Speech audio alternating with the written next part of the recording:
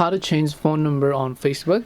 Hey everyone, welcome back to the channel. In this video I'll guide you on how you can change your phone number on Facebook, so make sure to watch the video till the very end. So if you want to change your phone number on Facebook, it is actually very simple to do so. All you have to do is go and launch the Facebook application here. Once you launch Facebook, tap the three lines option from the top right hand side.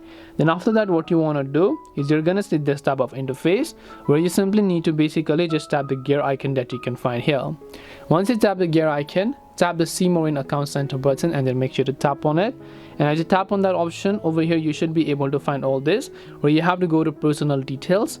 And when you go to personal details here, you'll find a contact info. Tap on contact info and then you'll be able to see your phone number, and now you can just go ahead and change your phone number. This way you'll be able to go ahead and then basically change your phone number on Facebook. Hope this video was very helpful to you guys. If it did help you, make sure to leave a like and subscribe to our channel. If you have any questions, feel free to leave them down. Thank you for watching and see you in the next video.